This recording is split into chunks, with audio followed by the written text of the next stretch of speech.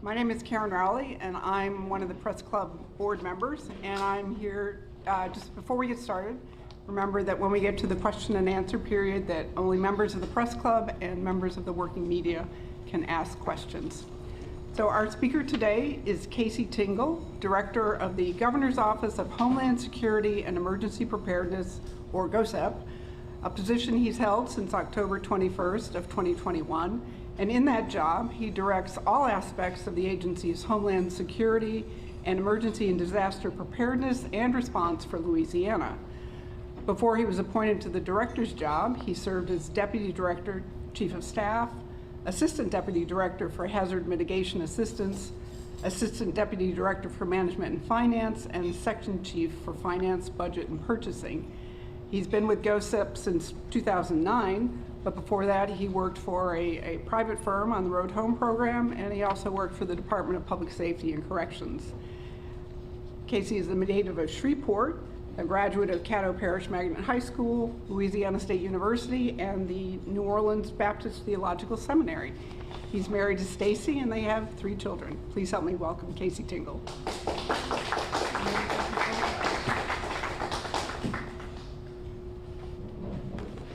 Thank you all for the invitation, and it's a privilege to be with you today, to have this opportunity to talk a little bit about what we do at GOHSEP and what we've certainly been busy with over the last 2.5 years as our state has had to deal with so much.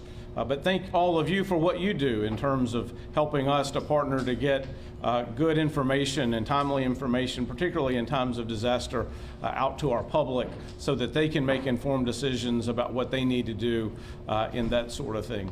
Obviously, based upon the introduction, I've had a lot of roles within GOHSEP and been there quite a bit of time. But my experience with disasters really goes back to the fall of 1992. As a new college freshman moving to LSU from Shreveport, Hurricane Andrew made landfall in southeast Louisiana and made sort of a boomerang through our state. And growing up in Shreveport, I didn't know what that meant. And so I didn't know when that happened that you were supposed to leave town, so I wrote it out in my dorm room. And we had a small tree outside of the window, and the tree would disappear, and then the tree would come back, and the tree would disappear. And I realized at that point that I had a lot to learn about what that all meant and what being in South Louisiana was all about. But it really rang true after the storm when I did decide to leave and figured out where I could finally get some gas and navigate all the things that we have to navigate post-disaster. And I drove across the Atchafalaya Basin and saw all of the damage in addition to just what I had seen around campus, to see what Hurricane Andrew had done to all of the trees there as you drove through across the bridge.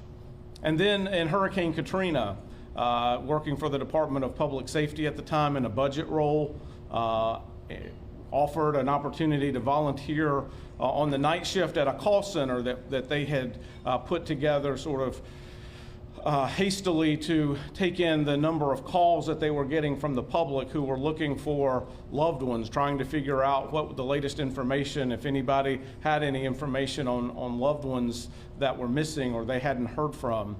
I don't remember a whole lot about that experience, but what I will never forget is the pain and the desperation in those families' voices, trying to find out any bit of information they could that would be helpful to them as they tried to reconnect their family when there was such a time of lack of information and the struggle. And those experiences stick with me to this day, that in the midst of everything that we do at GOHSEP, and so much of it is planning and exercises and training and doing what we can to put the right pieces of the puzzle together both before and after the storm, that at the end of the day, our job, like your job, really is important because people are important.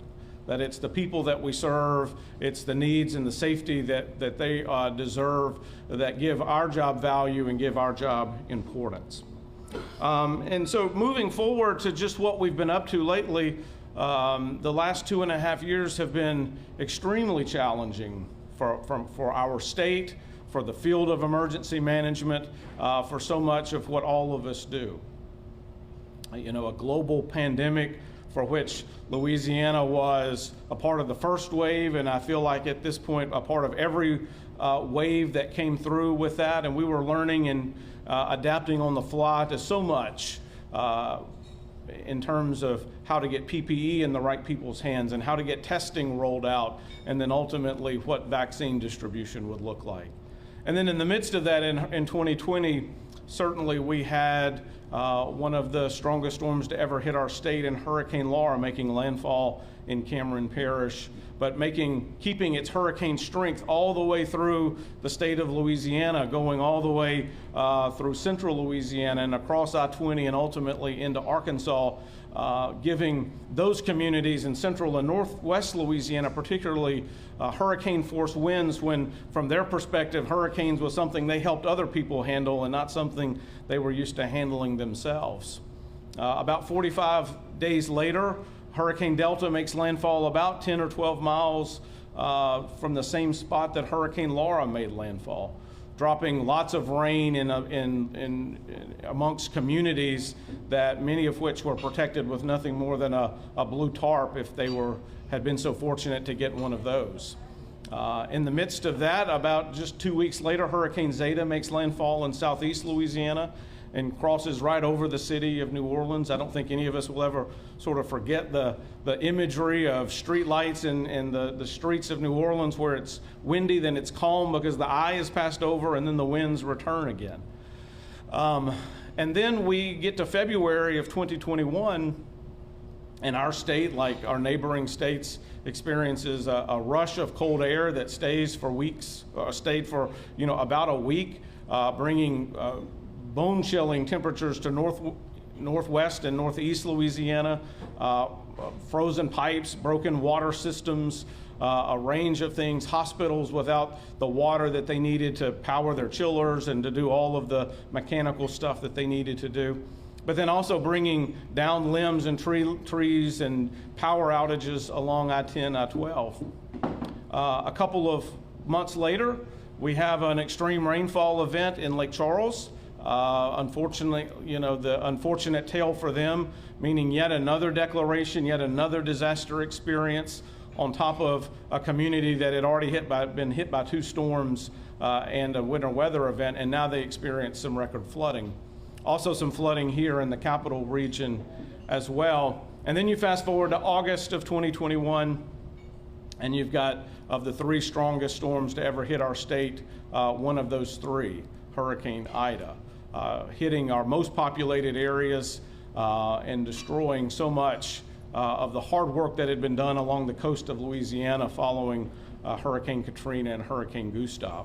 And so much for our state to deal with, so much for our agency to deal with. And recovery is always complicated. There's no 2 ways about that. But certainly in the current context, that recovery is complicated in addition to what is normally the case is further complicated by a variety of reasons. Supply chain, still in the midst of a pandemic and the challenges that come with having public meetings and to be able to disseminate public information and all of the challenges that COVID continues to throw at us. Not to mention just the disjointed and sometimes never-ending bureaucracy of federal programs that we as a state agency that works in this space all the time sometimes struggle to manage, not to mention what our communities and our residents have to navigate at a personal and a family and a community level. These programs, all of them offering some bit of hope, but oftentimes not being connected in such a way that they are easy to navigate or that we get the biggest bang for our buck or the most help to our citizens. And so as we approach this hurricane season, we're in the midst of it already, certainly, but as we approach the busy part of hurricane season in the months to come, I just wanted to highlight 2 things that I think make our state unique and certainly position our state to continue to be able to snap back and to be able to respond effectively when these challenges occur. The first of those is the level of partnership that we have. When team members from other states, when federal agencies come to our state that are used to working in other places, they always remark about the level of partnership that they see in Louisiana. And that's community helping community, that's state helping locals, that's locals helping the state in some instances. It's partnerships with our federal agencies, as well as, and sometimes these are not as oftenly referred to, our partnerships with our nonprofits and our faith-based community and our churches. Our partnerships with private sector businesses that have such a huge role to play in helping us in everything that we do. The strength of these partners is crucial to helping us to manage what's been on our plate and what continues to be on our plate as we continue to go through the recovery process. Just a couple of examples of this. After Hurricane Ida, we worked with FEMA, hearing the frustration from a number of our parish presidents and communities in coastal Louisiana about the fact that so many of the families in their communities had come back and were still living at home, but they were living in very substandard conditions, tents, all sorts of things that none of us would want to have our friends and family live in. And those communities were asking us, what else can we do? The FEMA housing programs were, as they always do, taking a long time to come to play. Were there any other options that we could utilize? And so in working with FEMA, they helped us to draft a policy, or we helped them to draft their policy that would allow the state to utilize travel trailers in a first of its kind sheltering mission that FEMA was able to create a policy that would allow the FEMA to reimburse the state for the federal share of those costs. And so we were certainly challenged by the speed with which we needed to act and the scale of the problem that we needed to address. But the team at GOHSEP sprung into action, working with our private sector partners to get procurements done and the right contracts in place. And ultimately, in just a matter of a couple of months, had delivered over 2,000 of those units across impacted communities in our state. And then ultimately, a couple of months later, as we got into February and March of this year, reached over 5,000 of those units being occupied, and over 15,000 of our residents in our state in those most impacted communities having somewhere safe and shelter for them to put their head and their family to sleep at night as they went to work and stayed in their community and did the hard work of recovery. Certainly the FEMA housing program came online and continues to house people, but from the federal side, from the state side, from the local side, there's been a recognition that the partnership that we created for that travel trailer sheltering program is something that we need to continue to work on to get better at, and it's a tool in the toolbox that we need to continue to work at to keep it in place. And while none of our approaches and answers are ever sufficient to meet the challenge, it certainly was a very helpful thing that we were able to offer and a helpful step for so many of our communities. Following Hurricane Ida, the state distributed over 5,000 meals and 6 million bottles of water. There is no way to do that in an efficient and in a timely manner like we did it without the level of partnership that you need to be able to pull off such a large logistical mission. It's probably the most, in a short period of time, the most food and water that we've distributed for any event. And certainly the support of our Louisiana National Guard to do so much in their communities to go and to do that service, but also involving National Guardsmen and women from other states across the nation. And that leads me to the last piece of partnership. After Hurricane Ida, we had 26 other states that sent staff and teams to help us in our time of need. Some of them were first responders, allowing our first responders to be able to spend a night at home and to get the needed rest that they needed, to fill in for shifts and to be able to fill in those gaps. Certainly they were passing out food and water. Some of them were working in our EOC, helping support us and to give us the needed additional staff to handle this scale of event. But regardless of how long they were here or what particular mission set they were working on, the fact that we've got a system in place that can easily work through the navigation process to put those missions out there and have other states participate in them is a testament to the partnerships in emergency management that work. Oftentimes, Louisiana is the one that sends in those kinds of arrangements, and we recently did that for New Mexico with their wildfires and sent a couple of our staff to help them with their challenges. And following Hurricanes Katrina, Rita, Gustav, and Ike, we did a number of those missions. But it's good to have that system in place for a system like a storm like Hurricane Laura or Hurricane Ida when it's Louisiana that needs that assistance, and that we've got those partnerships in place.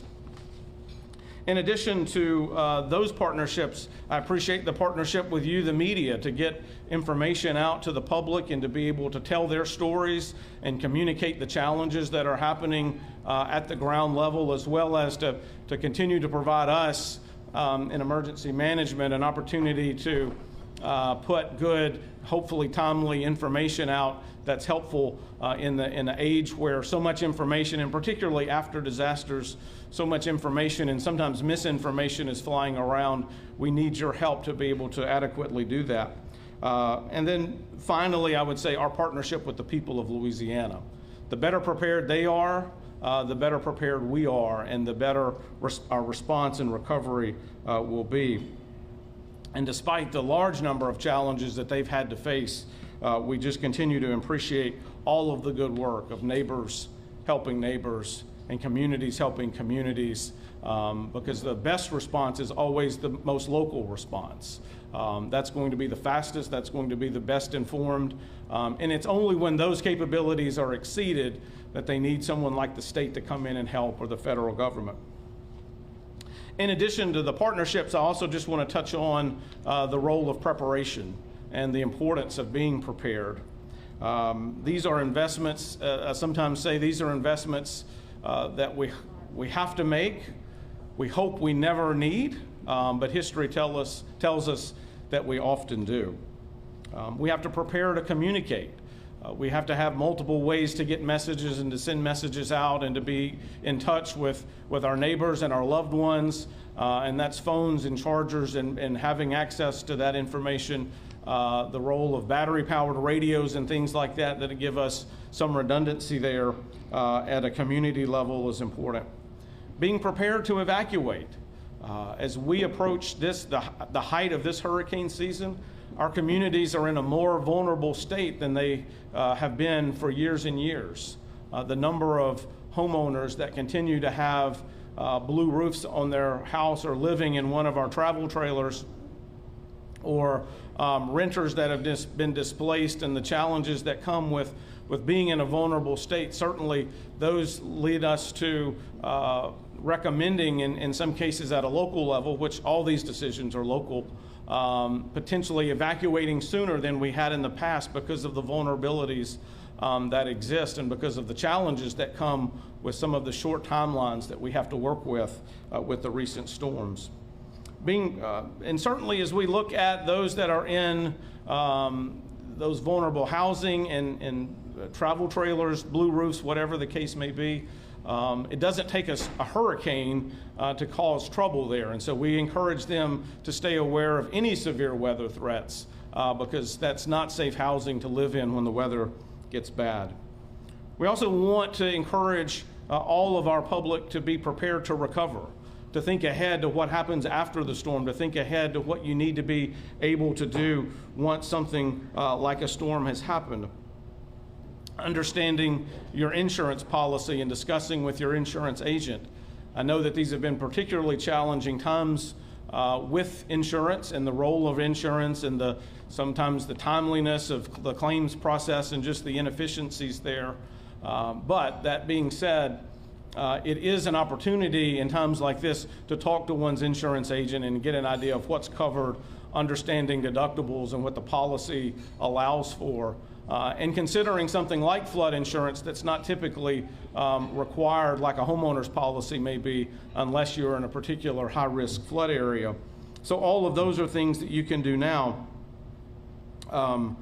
For flood insurance, I would just note that there's a 30-day waiting period for that policy to go into effect. And so it's not something where you can just wait until you see a storm is in the Gulf and then decide, this is the time to go buy insurance. It's going to be too late at that point. And so anytime that we can have those discussions when, although it's hot outside, the sky is at least clear. And so those are the days that you want to have those conversations about how to prepare to recover. I'd also say that what we're seeing more and more is that oftentimes we think of the threat as the weather itself, and that once the storm has come on land and passed through, that the threat has somehow abated and things can go back to normal. And more what we're seeing is that that's just the start of things. And whether it's the loss of life, whether it's injuries, more and more of the challenges that we're facing are the things that happen in the first week after a storm or 2 weeks after a storm. Many of you have helped us to tell these stories and have covered this for yourself, but when we have large-scale and lengthy power outages, the threat of heat and the threat of what living in that kind of environment means is very challenging. Oftentimes, those kinds of power outages are complemented by water system outages, and it makes it almost impossible for vulnerable communities to be able to continue to thrive in those kinds of situations. Oftentimes after an event, there'll be limited access for first responders because there will be debris on the road or challenges with accessing because utility lines are down. And so for those that choose to stay in storms, it certainly can be very challenging post-event. Not to mention the heat-related illnesses, the carbon monoxide poisonings that we've seen after almost every storm. We continue to see deaths and injuries because of carbon monoxide. Generators can be such a helpful tool in those times, but they can also be deadly if they're not used correctly. And so we would recommend everybody to visit the Fire Marshal's website and to take his guidance on the best way to utilize generators, but certainly that involves never using them indoors, not using them in a garage, and keeping them a safe distance away from doors and windows. We probably have more generators in the state today than we've ever had because of the number of storms that we've had.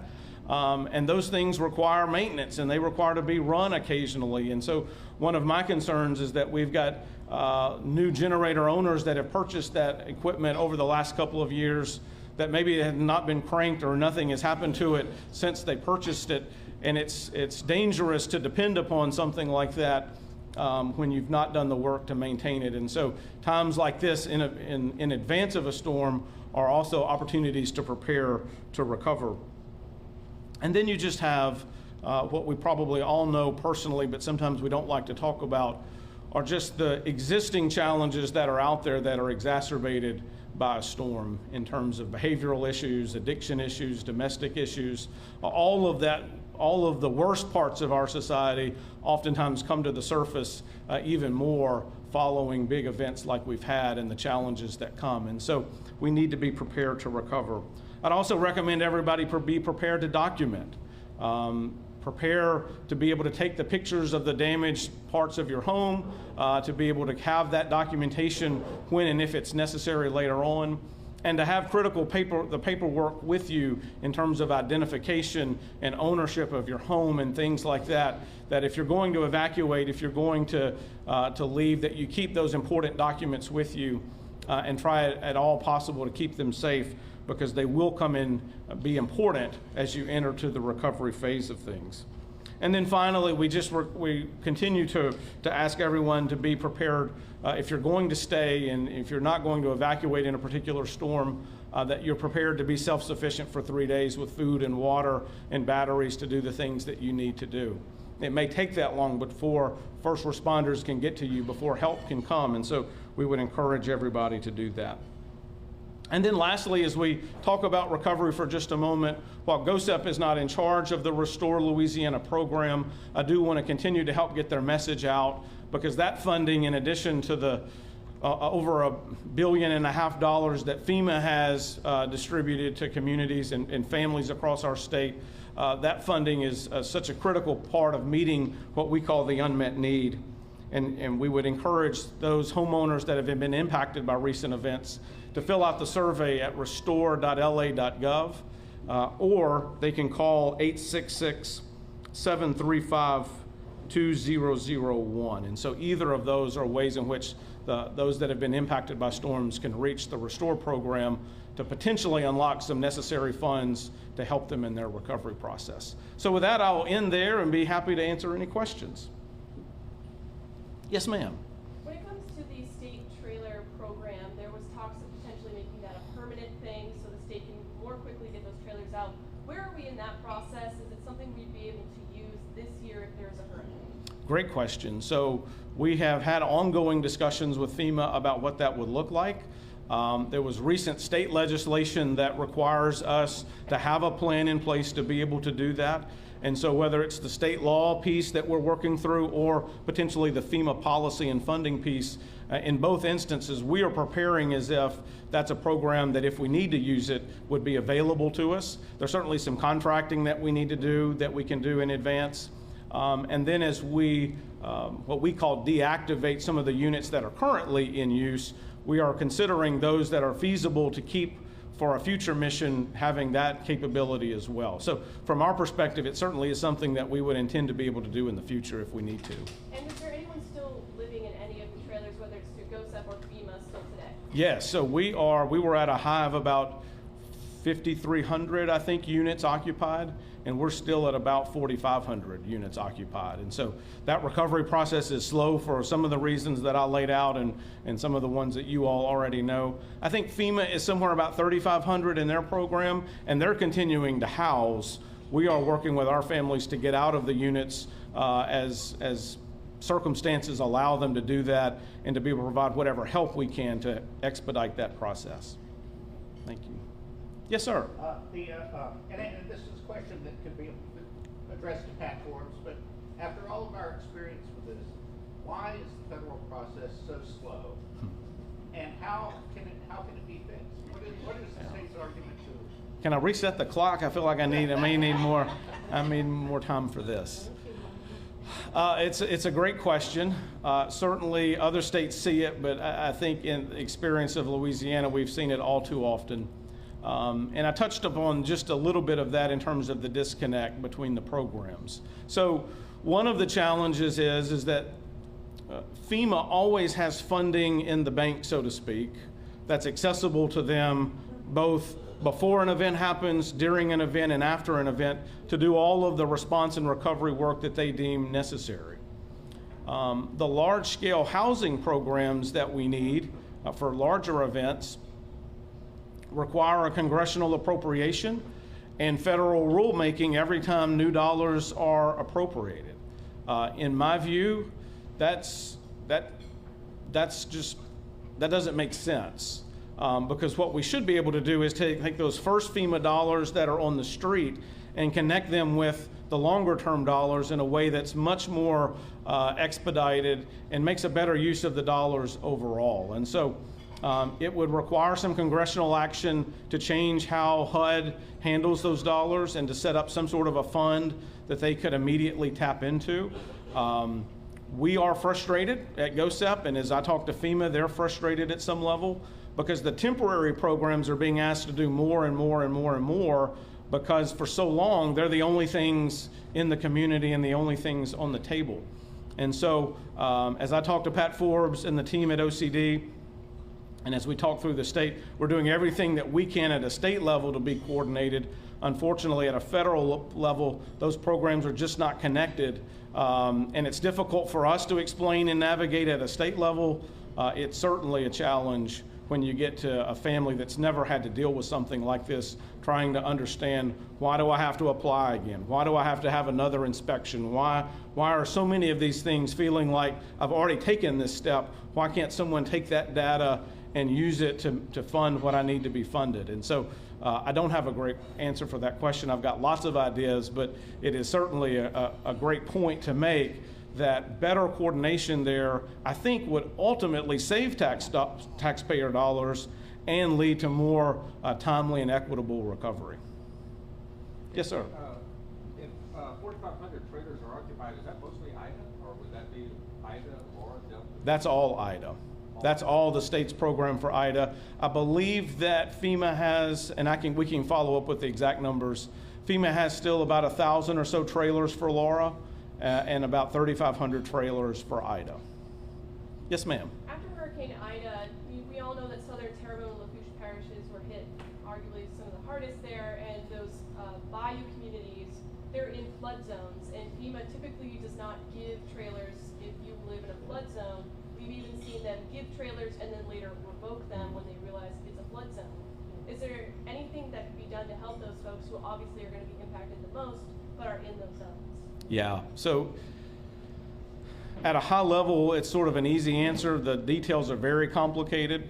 I will tell you that one of the benefits of the program that FEMA allowed the state to run is that it relaxed some of those floodplain rules.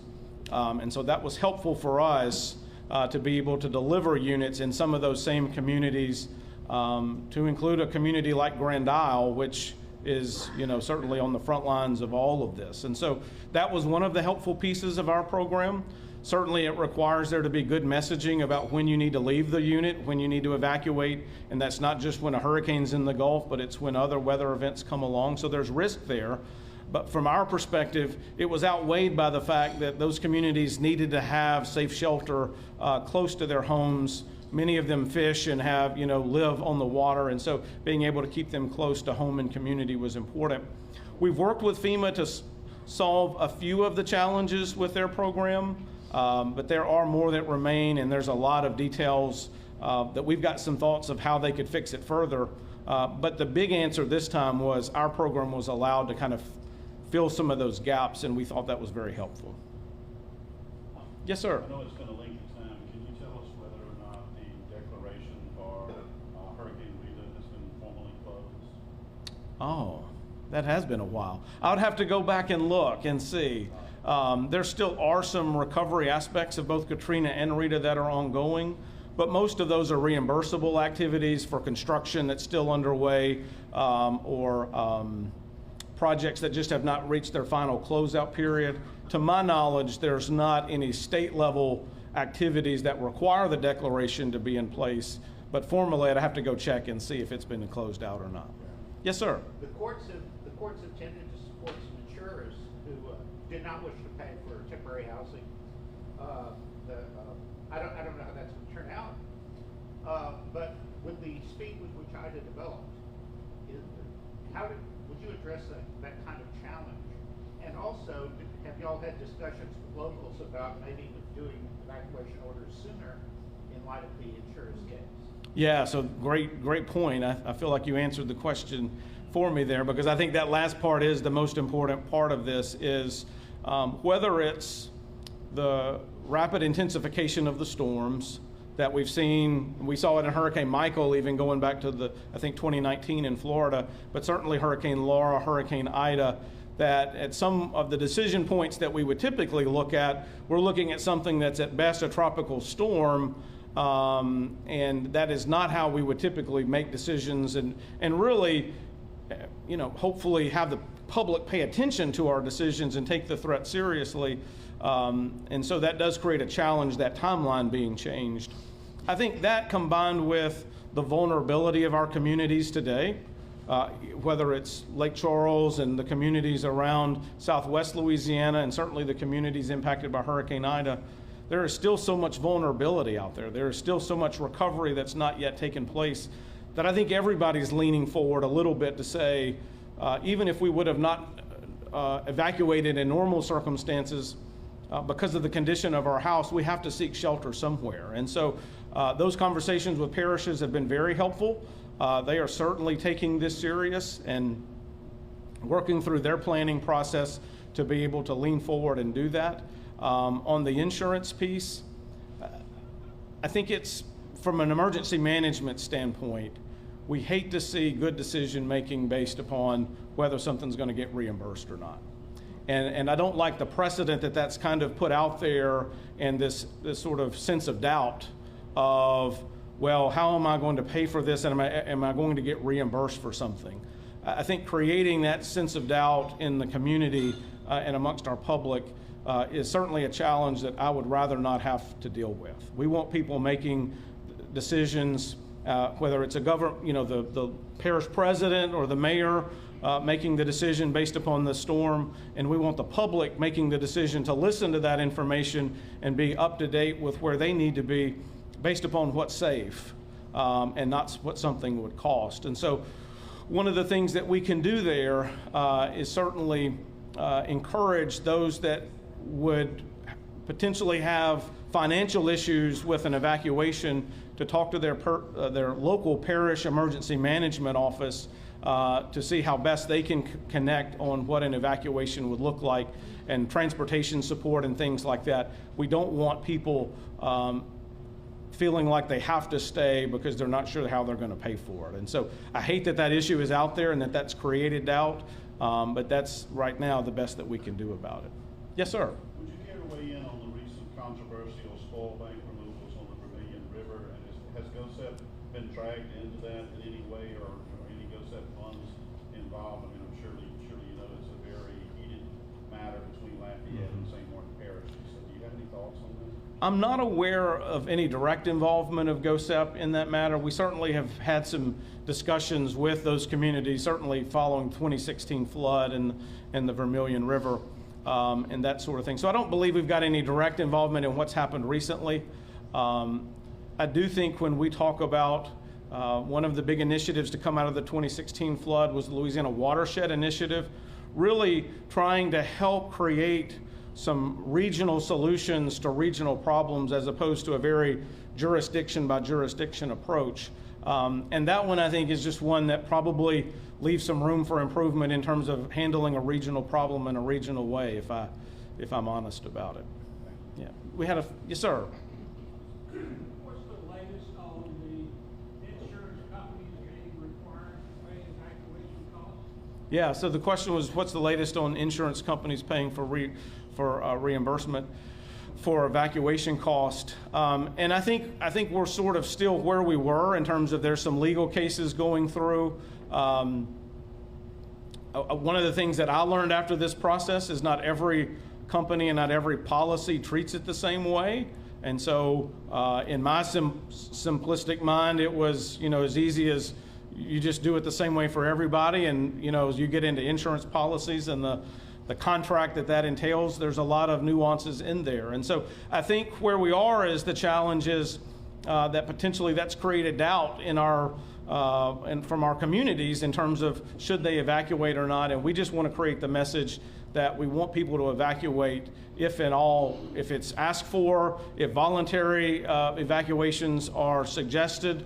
That's something that everybody should take seriously and take their own situation into mind. If their home is not yet repaired, if they've got older relatives that live with them or are vulnerable members of that household, please get out while it's still safe to do so, and to do that in a timely manner, because being there post-storm, even if the house is not damaged, we've seen so many issues with large-scale power outages creating the need to evacuate after a storm. And so I think the legal process is ongoing.